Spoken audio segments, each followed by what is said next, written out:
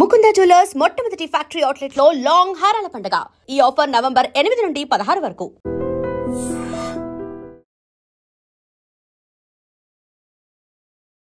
నమస్తే, welcome to I dream talking point with కవిత.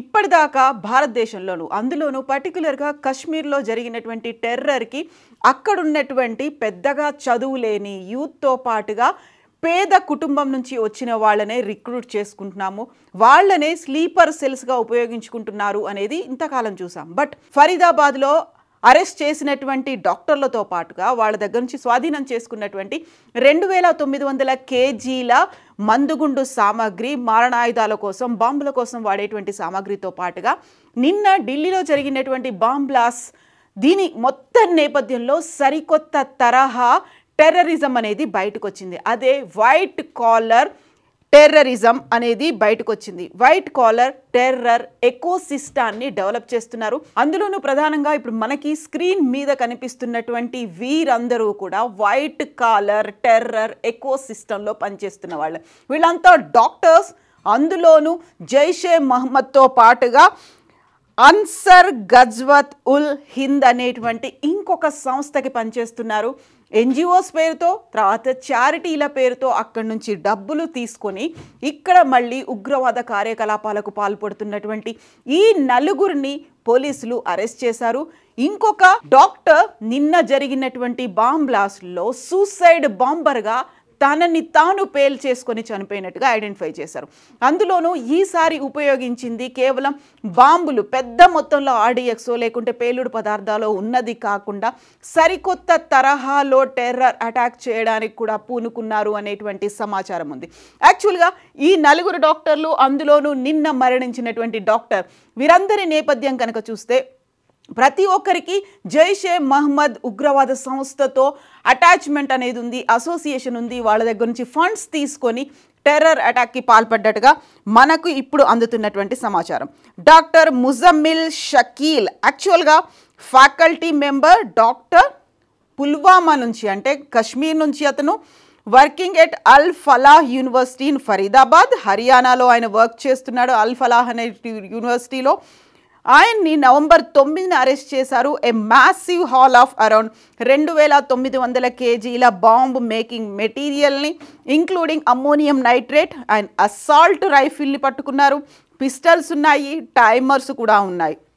ఇవన్నిటిని ఆయన ఉన్నటువంటి ఫరీదాబాద్లో ఉన్నటువంటి 2 గదుల రెంటెడ్ హౌస్ నుంచి ఐడెంటిఫై చేశారు, వాటిని రికవరీ చేసుకున్నారు. He was allegedly involved in putting a poster supporting Jaishe మహమ్మద్కి సంబంధించినటువంటి పోస్టర్లని శ్రీనగర్లో అంటిస్తుండగా అక్కడ దొరికినటువంటి ఒక కూపీని లాగితే ఒక డొంకంతా కదిలింది.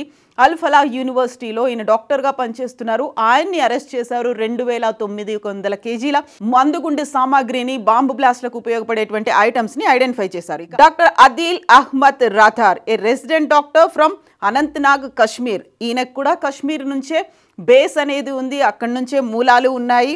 ఆయన షహరన్పూర్, ఉత్తరప్రదేశ్లో డాక్టర్గా వర్క్ చేస్తున్నాడు. నవంబర్ 2025లో ఈయనను కూడా అరెస్ట్ చేశారు. Doctor Shakeel and the explosives catch in ఫరీదాబాద్లో ఈయన్ని అరెస్ట్ చేసినప్పుడు షకీల్తో పాటుగా ఈయన దగ్గర నుంచి కూడా మందుగుండు సామాగ్రి దొరికింది. At the same time AK-47 rifle was recovered from his personal locker at a medical college in Anantnag.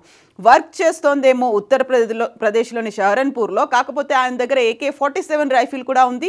దాన్ని అనంతనాగ్లో ఉన్నటువంటి మెడికల్ కాలేజ్లో ఉన్నటువంటి స్పెషల్ లాకర్ నుంచి ఐడెంటిఫై చేసి బయటకు తీసుకున్నారు. ఇక నిన్న జరిగినటువంటి బాంబ్ బ్లాస్ట్లో సూసైడ్ బాంబర్గా కారును పేల్చి తనను తాను పేల్చుకొని మిగతా 9 మంది మరణానికి కారణమైనటువంటి డాక్టర్ ముహమ్మద్ ఉమర్, ఈయన ఇంకొక డాక్టర్. ఈయన ఢిల్లీ రెడ్ ఫోర్ట్ దగ్గర జరిగినటువంటి కార్ బాంబ్ బ్లాస్ట్ కేసులో ఈయన ప్రధాన నిందితుడు. ఆయన నిన్న తనంతట తానుగా పేల్చుకొని చనిపోయాడు. కీలకమైనటువంటి ఇంకొక డాక్టర్ అహ్మద్ మొహియుద్దీన్ సయ్యద్, ఈయన గురించి మనం ప్రత్యేకంగా చెప్పుకోవాల్సినటువంటి అవసరం ఉంటుంది.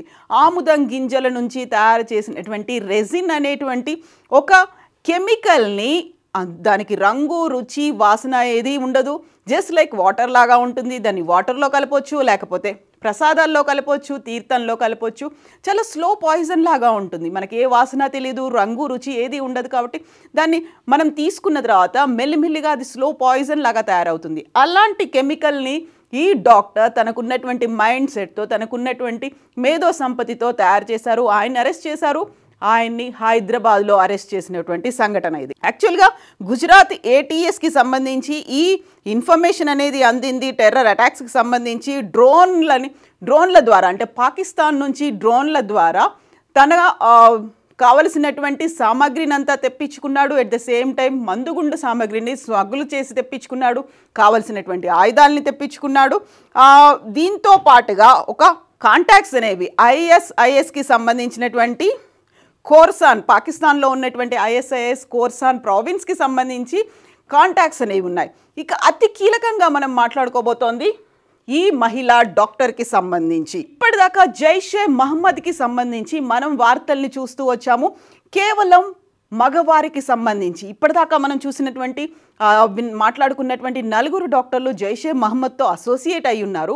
ఈవిడ జైషే మహమ్మద్కి సంబంధించి మహిళా విభాగం భారతదేశానికి సంబంధించి అధ్యక్షురాలుగా ఉంది. తను ఒక కీ రోల్ ప్లే చేసింది.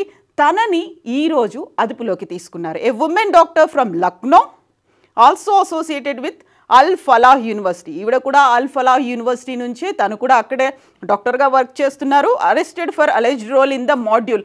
ఇప్పుడు మనం మాట్లాడుకున్నటువంటి వైట్ కాలర్ టెర్రర్ ఎకో సిస్టంలో తను కూడా వర్క్ చేస్తోంది. Police sources indicate she was tasked with establishing and recruiting for Jaishe Mohammed women's wing in India. తనకి రెస్పాన్సిబిలిటీస్ అందజేశారు. తను ఆ బాధ్యతల్ని స్వీకరించింది.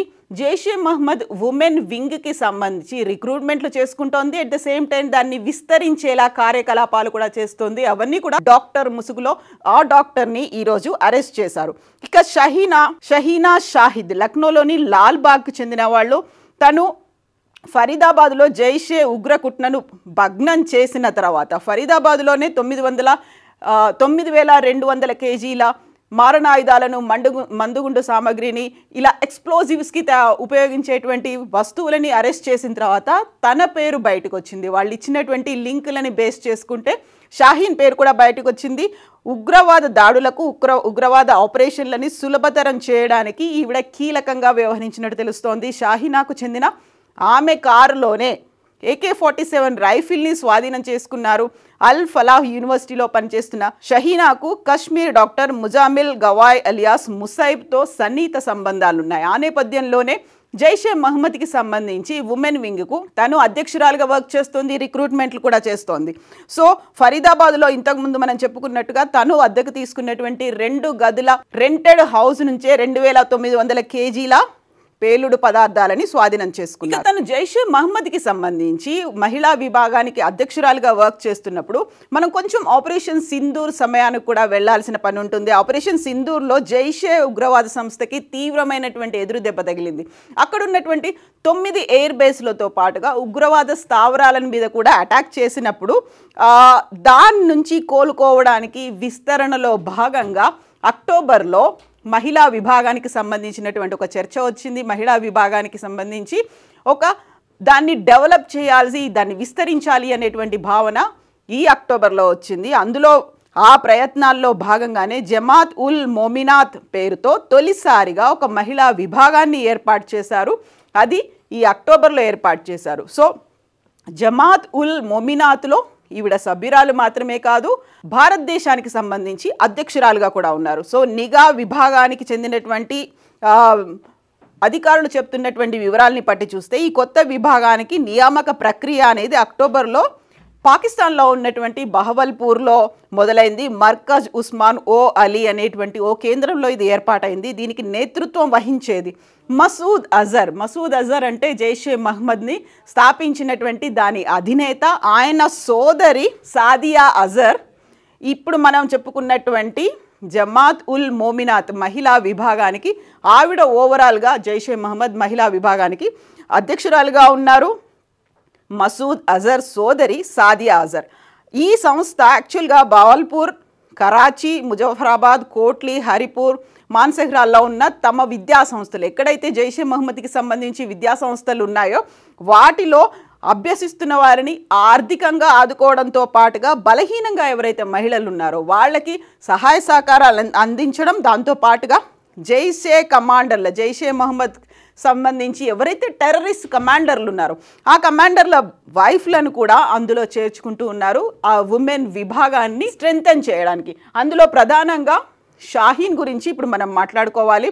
సో ఈ మొత్తం ఎపిసోడ్ తర్వాత శ్రీనగర్లో జరిగినటువంటి ఈ అటాక్తో పాటుగా జమ్మూ కాశ్మీర్లో ఉన్నటువంటి శ్రీనగర్లో జైషే మహమ్మద్కి సంబంధించి పోస్టర్లను కూడా అంటిస్తున్నారని మనం ఇంతకుముందు చెప్పుకున్నాం. శ్రీనగర్లోని సైనికులను హెచ్చరిస్తూ జైషే మహమ్మద్కు మద్దతుగా పోస్టర్లు అతికించిన కేసులో జమ్మూ కాశ్మీర్ పోలీసులు ఒక డాక్టర్ని అరెస్ట్ చేయడం వల్ల ఈ మొత్తం అంతా కూపీలాగితే ఒక డొంక కదిలింది. ఈ వ్యవహారాలన్నీ బయటకు వచ్చాయి. రైఫిళ్ళు, పిస్టళ్ళు, పేలుడు పదార్థాలకు దాచిపెట్టిన కారును షాహీనాదిగా, ఈ డాక్టర్దిగానే గుర్తించారు. విచారణలో ఈమెకు క్లోజ్ పర్సన్గా ఉన్నటువంటి డాక్టర్ ఇచ్చినటువంటి ఇన్ఫర్మేషన్ ఆధారంగా అమోనియం నైట్రేట్గా భావిస్తున్నటువంటి 350 కిలోల పేలుడు సామాగ్రి, 20 టైమర్లు, ఇతర అనుమానిత వస్తువులను కూడా స్వాధీనం చేసుకున్నారు. సో ఇప్పటిదాకా అయితే జరిగినటువంటి ఈ వ్యవహారానికి తోడు జైషే మహమ్మద్కి అధినేతగా ఉన్నటువంటి మసూద్ అజర్ సోదరి సాదియా అజర్, ఈ సాదియా అజర్ వైఫ్ కాందహార్ అప్పుడు ఒక మన ఎయిర్ ఇండియాకి చెందినటువంటి ఫ్లైట్ని హైజాక్ చేశారు. అది ఆఫ్ఘనిస్తాన్లోని కాందహార్కి తీసుకెళ్లారు. Kandahar hijack master mind Yusuf అజార్కి సాదియా భార్య. ఆ తర్వాత పహల్గామ్ ఉగ్రదాడికి ప్రతీకారంగా మనం చేసినటువంటి ఆపరేషన్ సింధూర్లో భాగంగా జరిగినటువంటి అటాకుల్లో ఎక్కడైతే వైమానిక స్థావరాలే కాదు ఉగ్ర స్థావరాల మీద కూడా అటాక్ జరిగింది. అక్కడ మే 7న భారత సైన్యం చేపట్టినటువంటి ఆపరేషన్ సింధూర్లో హతమైనటువంటి ఉగ్రవాదుల్లో ఈ సాదియా హస్బెండ్ కూడా ఉన్నారు, ఆయన యూసుఫ్. సో సాదియాకి ఒక మేజర్ రోల్, రెస్పాన్సిబిలిటీ అనేది కూడా ఉంది.